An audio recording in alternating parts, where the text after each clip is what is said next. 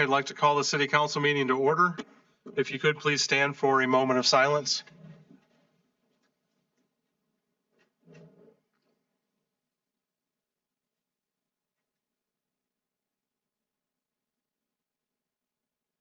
Thank you. If you could turn and face the flag for the Pledge of Allegiance. I pledge allegiance to the flag of the United States of America and to the republic for which it stands, one nation, under God, indivisible, with liberty and justice for all. You may be seated. Clerk, would you call the roll call of council persons, please? Lehman, Here. Kodak, Cassidy, Here. Baker, Here. Grine, Here. Mendoza, Here. Lake. Here. I'd like to move to excuse Councilperson Podak this evening. Second. All right, we have a motion by Lehman, a second by Cassidy to excuse councilperson Podak this evening. Clerk, would you call the roll, please? Lehman, Yes. Cassidy, Yes. Baker, Yes. Grine, Yes. Mendoza, Yes. Lake. Yes. Councilperson Podak has been excused. Minutes of the previous meeting. I'll move to approve. Second. All right, we have a motion by Mendoza, a second by Baker to approve the minutes. Clerk, would you call the roll, please? Cassidy, Yes. Baker, Yes. Grine, Yes. Mendoza, Yes. Lake, Yes. Lehman. Yes. They do carry and pass. Under communications, I think this would be an appropriate time to potentially ask for a motion to add the then and now legislation to our new business that was omitted from the agenda this evening. I believe that we were all notified via electronic email that this was going to happen. I believe the media was notified. It just happened to not make it to the agenda. So if someone would so kindly make a motion to add that to the new business. I will move that we add the now and then item to the agenda. Second. All right, we have a motion by Lehman, a second by Cassidy to add the then and now legislation to the agenda under new business. Clerk, would you call the roll, please? Baker, Yes. Grine, Yes. Mendoza, Yes. Lake, Yes. Lehman, Yes. Cassidy. Yes. All right, that is considered to be added to the agenda as the last item under new business. Communications. I have none. All right, moving into the report of committees, Finance Committee. Finance Committee met this evening just prior to the council meeting. The auditor provided us with June 30th cash balances and reports. The cash balance for all funds was $22.9 million. Of that, as he explained, there are numerous projects in the works, and therefore there are 7.4 encumbered, and that leaves a remaining 15.5 million available. He also informed us that the 2024 audit is complete. The committee expressed their pleasure with the results, and they commended the finance director and his team on their performance. As a result, the committee has waived their appearance at the audit exit conference, and the next meeting for the committee will be Tuesday, August 19th at 5:30 p.m. in council chambers. Thank you very much. Public Affairs Committee. The Public Affairs Committee met this evening. We finalized the third quarterly convos with council, which will be held on Saturday, September 6th at 11 a.m. in the Elbow Room at Kemosabe's. Deb Tyson from the public gave us a pamphlet and information regarding Pantry Plus of Seneca County.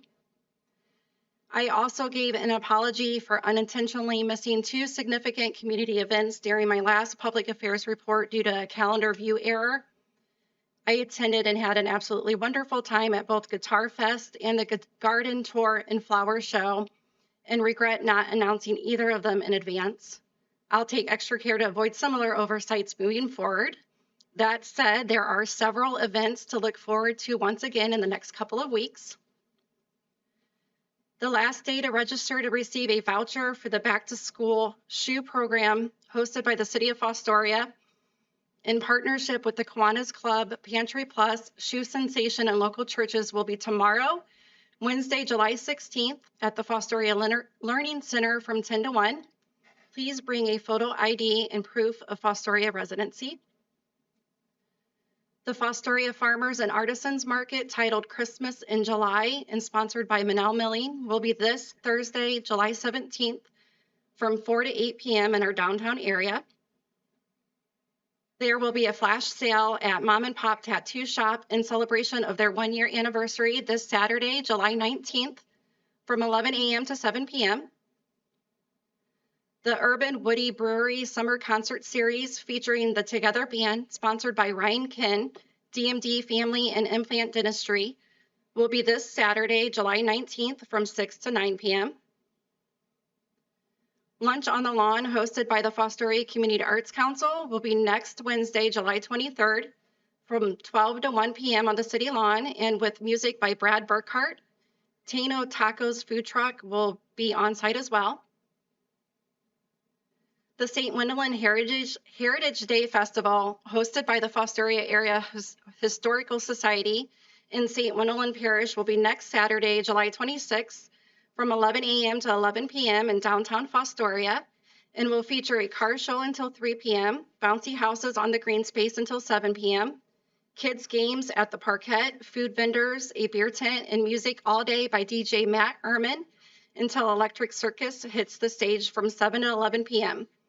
Additionally, the Fostoria Rail Preservation Society will be providing safety information at their facility, an antique show at the Fostoria Senior Center, and the Fostoria Area Historical Society and Fostoria Glass and Foster's Museums will be open free of charge until 3 p.m. during the festivities.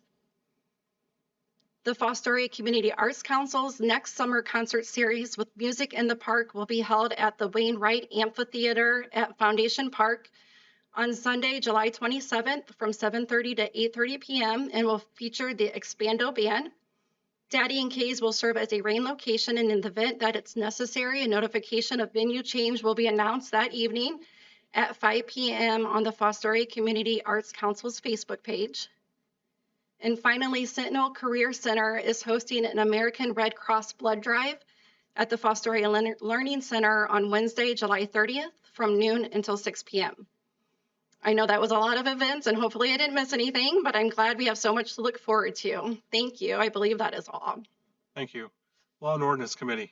The Law and Ordinance Committee met this evening. We closed out the following items under open issues with no action. Speed transition concerns coming to town from 613, and the installation of 2-inch snow removal and one-sided parking signs on West Haven Drive. The traffic speed concern on North Vine Street was closed due to the city being able to reestablish a portable flashing speed sign from storage, and we can expect to see that implemented in the near future. We also reviewed the landlord and tenant rights data report. Over the past year, there have been 2 complaints filed and 3 referrals made to the health department.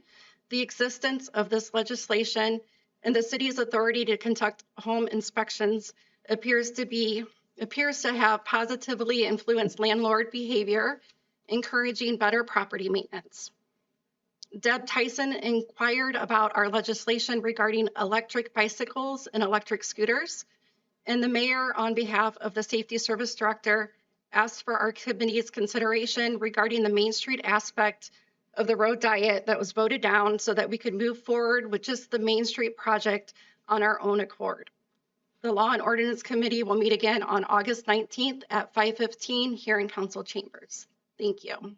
Thank you very much. Moving to the report of officers, Mr. Mayor. Thank you, Mr. President. Our crews have completed their work on Lytle Street, repairing the drains and the manhole covers, and D2 Construction is currently replacing the crosswalks on Lytle Street. Following that, we anticipate that Lytle Street will be paved by M&B Asphalt during the month of August, completing this project. Originally, it was supposed to be the month of July, but they're running behind. In addition, I will have appointments during the miscellaneous section of the meeting. Thank you. Thank you. Public Service and Safety Director. Thank you, Mr. President. And just to reiterate a couple things from earlier, so can expect to see some legislation. We had the conversation in case council people weren't here about the sweeper, which is roughly 10 years old and is just, we can't keep it on the road. So we're looking at replacing that piece of equipment that had been planned to be replaced next year. It's roughly $350,000 piece of equipment with all the pieces and parts that come with it. And as we had discussed in the Finance Committee meeting, we are also looking at both options of financing it and buying it straight out.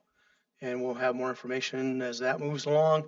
And then As far as the road diet go, we did walk down through the downtown area with several of the supervisors and Maddie looking at some things in the downtown area. And that road diet will come to you at the next meeting, which is permanent four-way stops at Main and South, permanent four-way stops at Main and Center, permanent four-way stops at Main and North, and then we will also request that City Council gives us that we can take the light down at Tiffin and Main and make that a permanent four-way stop as well. And then we looked at, for potentially next year's project, then going ahead and fixing all of those ADA crosswalks in next year's budget cycle. So that's pretty much what I had on my report tonight. Unless you have any questions that I can answer, then we will move on. Thank you very much. Director of Law. I have no report tonight. Thank you. Thank you. Director of Finance. Just a couple items on the agenda this evening. The change in the permanent appropriations. We have an internship program at the airport, and we initially thought we would put that through contractual services because we have an airport manager that's under contractual services. However, in looking at it, it made more sense for the city to hire those interns so that it qualified for their internship program. So I needed to appropriate dollars in salary, wages, and benefits, and then we're decreasing contractual services. It's not dollar for dollar because of the benefits that we need to also accrue for or appropriate for up in the salary and wage items. The other two appropriations, $40,000 in the sewer fund and $40,000 in the storm sewer fund. We had North Main Street project that was an OPWC, I believe, loan that has finally closed and is now on full amortization. It was not at the time of putting the fiscal recovery plan together. So we need to appropriate additional dollars now that the loan has gone on to amortization. So we had an estimate in our plan. Now we have final numbers. So that's what the additional 40,000 is. There's also legislation, the then and now. We had two annual fees that are in the budget. However, these are the ones that get us every time with our supervisors. They come around once a year and they remember that, oh, that's due now. The problem is the purchase order wasn't in before the invoice. So the invoices aren't a surprise. The lack of a purchase order is. That's why they're in front of council. And in both situations, we've talked with the supervisors, and these are ones that they want to open at the beginning of the year. That's what we're coaching them to do, because you know you're going to have it. So hopefully next year you won't see these same two annual fees.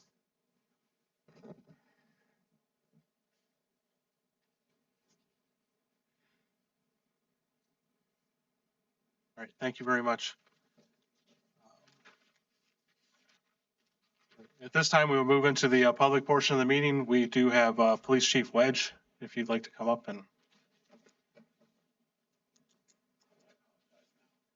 Those people. So good evening. I did this. I put myself on the agenda tonight, so I didn't steal any of your guys' time in case you guys had stuff to say. So, but with this, we had some extra awards to give out. One being Officer of the Year, one being Distinguished Service Award. Can you guys hear me? Okay. So the first award I'm giving out is Distinguished Service Award. I'll be having someone join me here in a second to hand this award out. To kind of give a backstory on this award, shortly after taking over in 2022, I got a call from a very determined mother, to say the least. So we ended up finally talking and going over her case that was from 2018. After doing a little bit of research of my own to looking into this matter, I found that there was a very serious case here involved an overdose of her daughter. So we did a little bit more investigating into the matter. And then at that time, I turned this case over to Detective Kyle Reinbolt, who was our new drug detective in 2023 is when he took over. So with that, Kyle, with the help of prosecutor Stephanie Kaiser, did a great job. We were able to get a conviction on Michael Toney, going back to a case that happened again in 2018. I think we went to trial, was it about almost, yeah, it was, yeah, 7 years almost to the day. So with that, I'm going to turn the microphone over to Marla and let her give you a little bit of her story with this, and then we'll present the awards to Stephanie and Detective Reinbolt.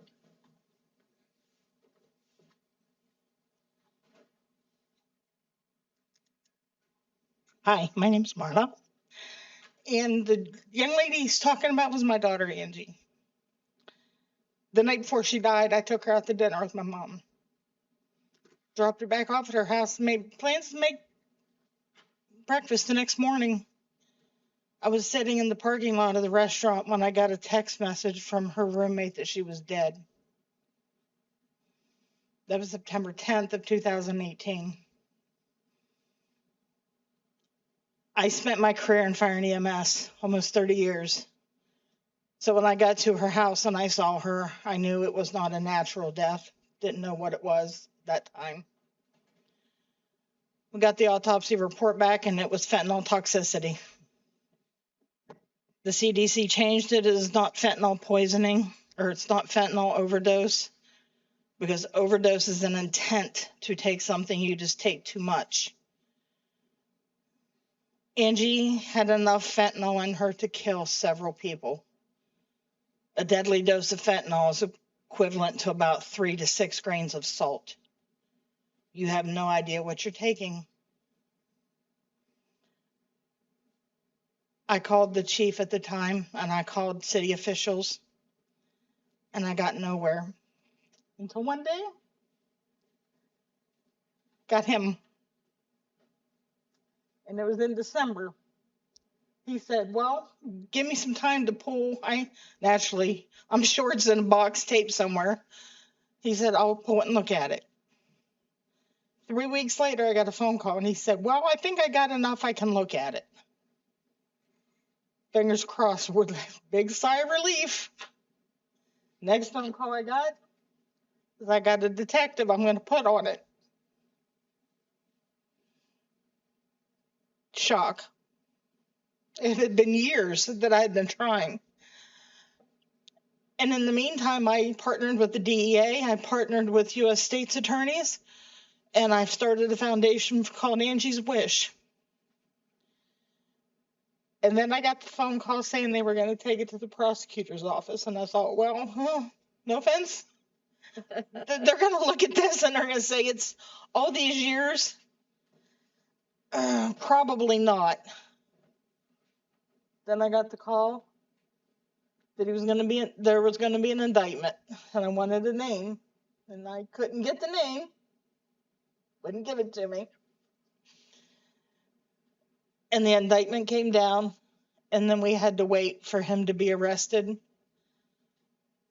And that was a long 2 months because, of course, nobody that high up on what he was doing is going to be caught easily. And then I got a phone call. The U.S. Marshals were going to put an award out for him to be picked up. Who could catch him first? Less than 48 hours later, he was in jail here. And then it began. Trial lasted 2 days. This woman did an amazing job. And he was convicted. His appeal actually was heard today. He appealed it, and the appeal was being heard today. So let's just hope he stays where he is. Because he is in jail, I cannot tell you how many, probably hundreds of lives are being saved because he is where he is. The pictures that you have in front of you, that was my daughter, Angie. people hear and think they know what somebody who dies of a drug overdose or fentanyl toxicity or however it wants to be termed, that is who it is killing. They don't know what they're taking. They have no idea what's in it at all. That child survived a horrific surgery at age 21 and a brain tumor removal at age 24. And that man took her life in about 3 seconds. So I don't know how many more cases that are out there, but when you hear the word fentanyl, and even these officers are such at high risk of coming in contact with it, and you just had one just by being in proximity. That's how dangerous. But if it had not been for him and his detective and the prosecutor, my daughter would have just still been a nameless person out there. So I want to say thank you.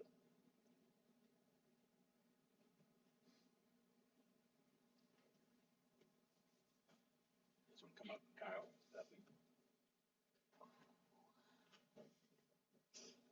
I'll let you do this honor. And I have left cards up here if anyone wants to look at them and get a better idea of what we're doing. I can never say thank you because you took it over. Thank you. Okay, there it is. Him. Thank you.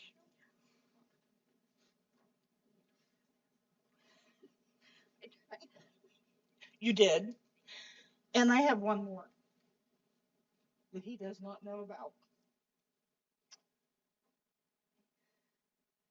And it is Angie Zero for Wedge, Justice for Angie. The date of the conviction for family.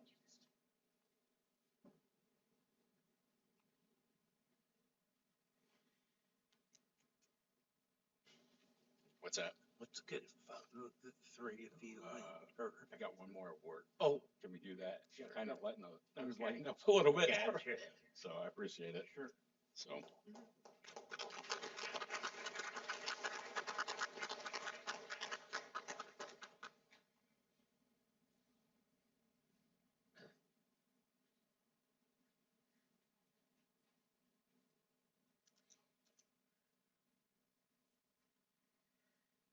All right, bear with us for a second. On a way lighter note, Officer of the Year this year, we looked at a lot of things, and I've been here for 20 years, and nothing has ever stuck out like this to me as far as from a patrol perspective. Just to give you guys, you guys talked a little bit about traffic, I know, in the ordinance and stuff, and this will give you kind of a brief overview of where we were and where we're getting to while I do this award. So I did a 5-year comparison, clear back to 2020. Of course, part of this is going back through the beginning and end of COVID. So I did the numbers for traffic stops because this is where it will stick out to you the most of what this guy's did in the year of 2024. So in 2020, we had 866 traffic stops in the city. Some of these numbers are a little bit lower from late, 2019, 2018, just because of staffing issues and turnover within the department. We go on to 2021, that's the COVID year. Basically, we were responding to calls. We weren't going out and initiating a lot of contact with people just to keep everybody healthy and keep our department running. We were at 170 that year for 2021. With that ending, 2022, we bounced back to 805 traffic stops. 2023, we went to 791. And then in 2024, we shot clear back to pre-COVID numbers with 1,479 traffic stops for the year. Now, the number that sticks out the most, 550 stops which equals 37% of our department stops for the year, were conducted by one person. That person also handled over 1,300 calls for service,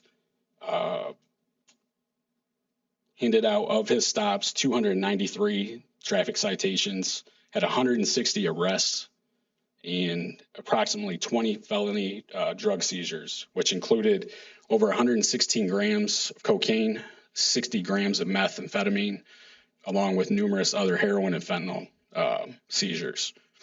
He's also nationally popular for what we call the Great Corn Chase.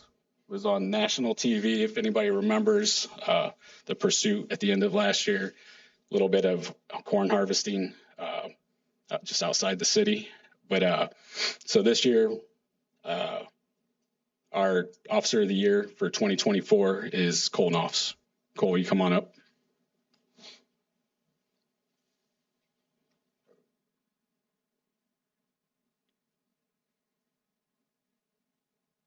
I also took the liberty to create you a cup with my artistic capabilities this year because I thought it'd make it a little bit extra special considering who you are.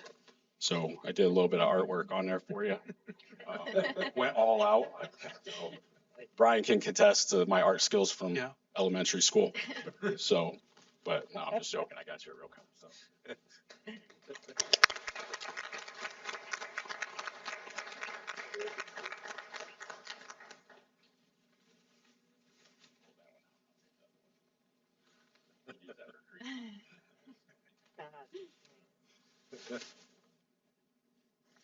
All right. Thank you. Thank you.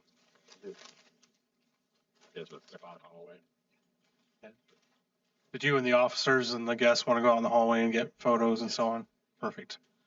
Awesome.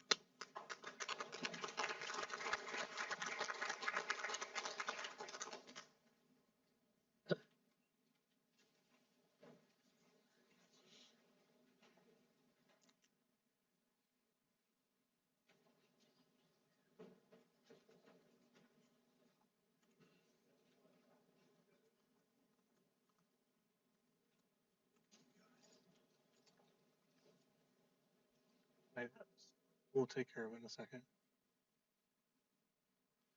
Because we'll have time to get it when after we do public, I'll talk about that's also omitted. And then just ask him to go get a copy of it before we get to us. That'll be the very last thing on the agenda then for today, for the new business.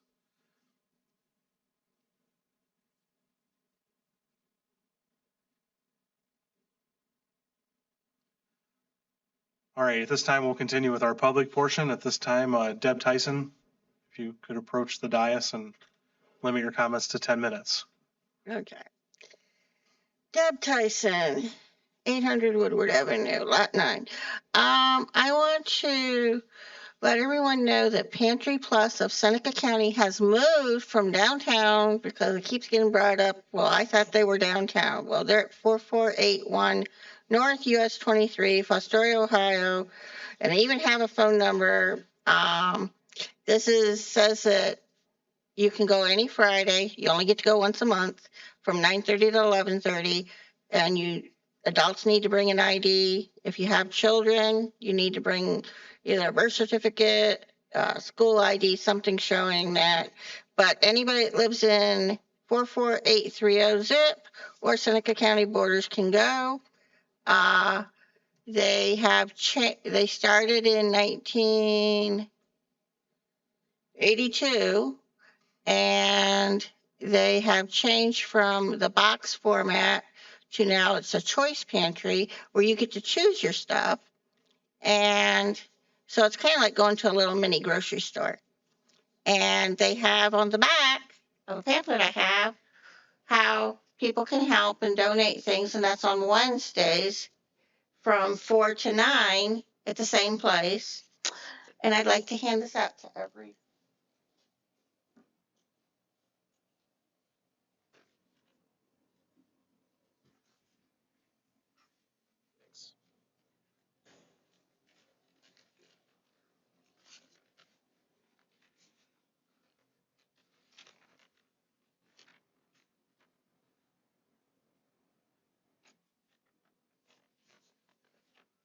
With that said, the other thing I would like to do is let everyone know that at Good Shepherd, they have the downstairs where you can do things at, and one of the things is Grief Share.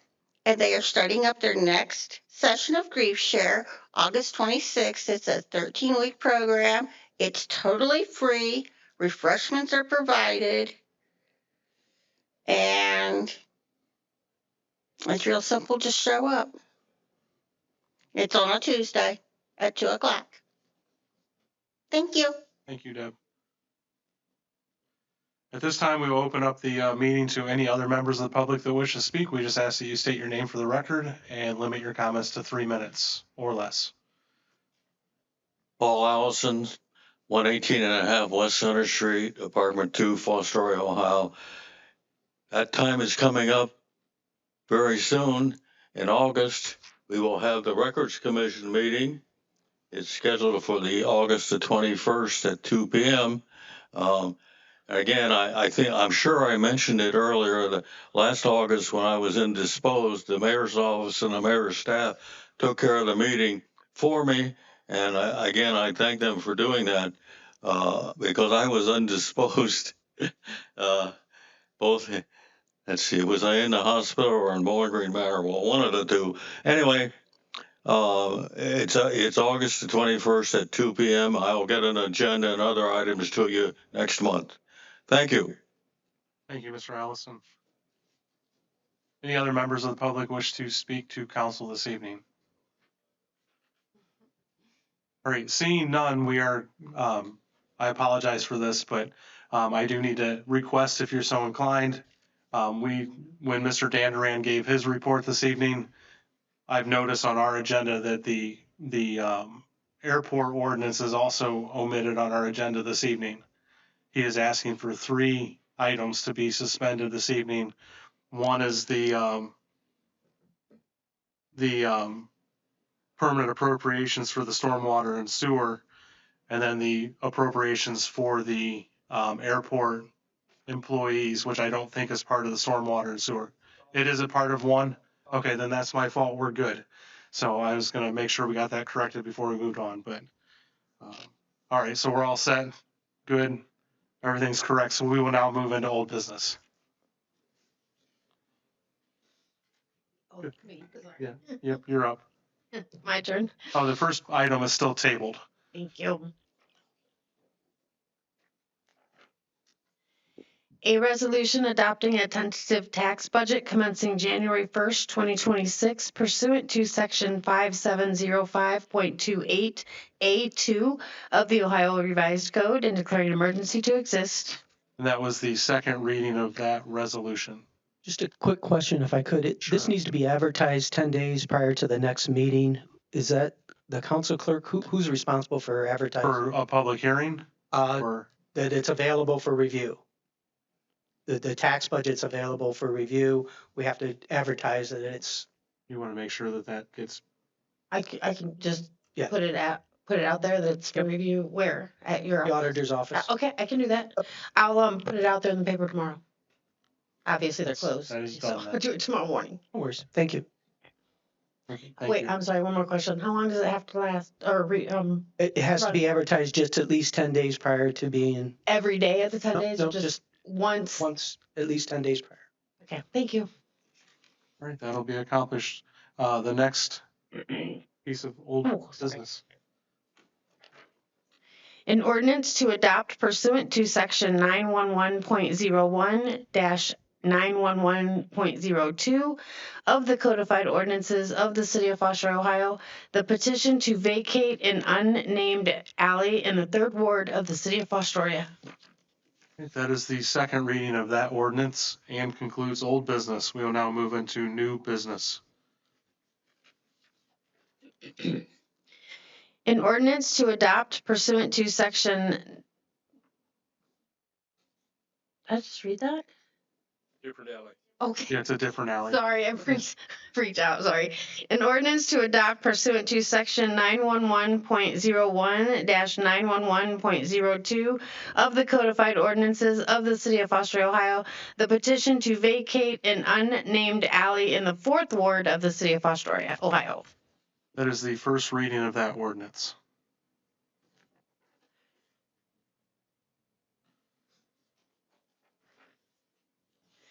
A resolution authorizing, empowering, and directing the Director of Public Service and Safety, acting as agent of the City of Fostoria, to execute and deliver to the Seneca County Land Reutilization Corporation all necessary instruments to effect a good and sufficient conveyance of parcel of land from the City of Fostoria to the Seneca County Land Reutilization Corporation in the vicinity of Ohio Avenue. That was the first reading of that resolution.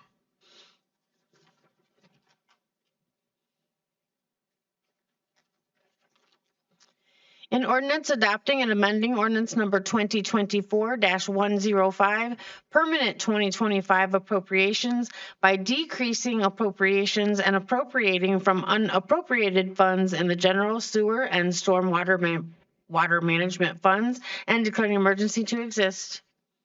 Move Make this a motion to dispense with the 3 reading rule on 3 separate occasions. Okay. Is that a second, Lake? Okay. We have a motion by Cassidy, a second by Lake to suspend the 3 reading rule on 3 separate occasions. Clerk, would you call the roll, please? Lehman, Yes. Cassidy, Yes. Baker, Yes. Grine, Yes. Mendoza, Yes. Lake. Yes. The 3 reading rule has been waived. Motion to adopt. Second. We have a motion by Cassidy, a second by Grine. Clerk, would you call the roll? Cassidy, Yes. Baker, Yes. Grine, Yes. Mendoza, Yes. Lake, Yes. Lehman. Yes. That ordinance carries. It becomes ordinance number 2025-52.